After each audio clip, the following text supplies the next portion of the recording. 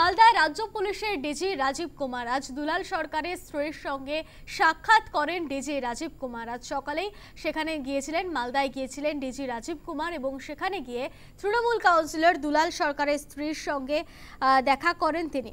পরপর দুষ্কৃতী তাণ্ডব মালদহে কাউন্সিলর খুনের 12 দিনের মধ্যেই নৃশংস খুন হয়েছেন এক তৃণমূল কর্মী। নিহত কাউন্সিলরের স্ত্রীর সঙ্গে সাক্ষাৎ করেন ডিজি। মালদহে রাজ্য পুলিশের ডিজি রাজীব কুমার।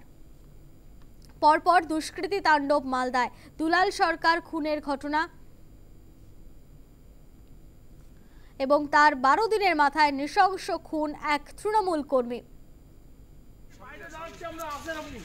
নিহত কাউন্সিলরের স্ত্রীর সঙ্গে সাক্ষাৎ করেন ডিজি।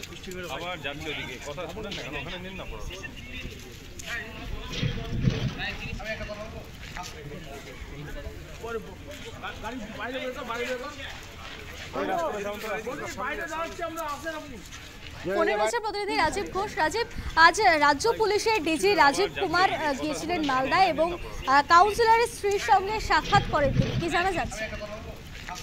হ্যাঁ দেখো, ডিজি রাজীব কুমার তিনি আজকে এসেছিলেন আইন শৃঙ্খলা নিয়ে তিনি তদারকি করতে, এবং সব থেকে বড় কথা যে কিছুদিন আগে যে দুটো যে বড় বড় ঘটনা ঘটে গেল মামলাতে, আপনার তৃণমূল কাউন্সিলর এবং পাশাপাশি আরেক তৃণমূল নেতা আক্রান্ত এবং তৃণমূল কর্মী খুনের ঘটনায় কিন্তু তিনি আজকে বৈঠক করেন উচ্চপদস্থ অফিসার, যারা পুলিশ অফিসার রয়েছেন তাদের সঙ্গে একটু বৈঠক করেন এসপি অফিসে। এবং তারপরে শুধু তাই নয়, তিনি ডেকে পাঠান দুলাল সরকারের স্ত্রী, মৃত দুলাল সরকারের স্ত্রী চৈতালি সরকারকে, এবং সেই চৈতালি সরকার সঙ্গে তিনি প্রায় আধা ঘন্টা কিন্তু কথা বলেন। তবে চৈতালি সরকার ঘোষ বাইরে এসে তিনি কিন্তু আমাদের ক্যামেরার সামনে কিছু জানাতে রাজি নন।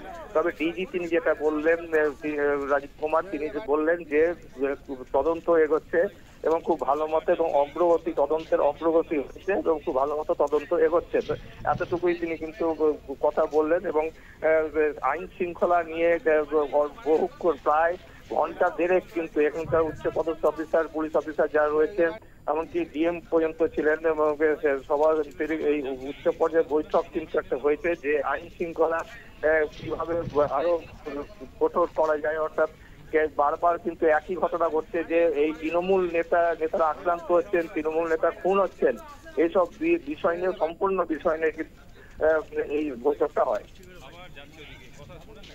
ধন্যবাদ রাজীব। মালদায় রাজ্য পুলিশের ডিজি রাজীব কুমার, পরপর দুষ্কৃতী তাণ্ডব মালদহে।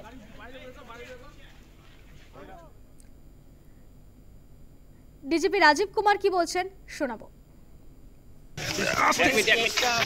ভালোভাবে দেখছে, কেস হয়েছে, ওরা তদন্ত করছে ঠিকভাবে, ওরা প্রোগ্রেস করছে।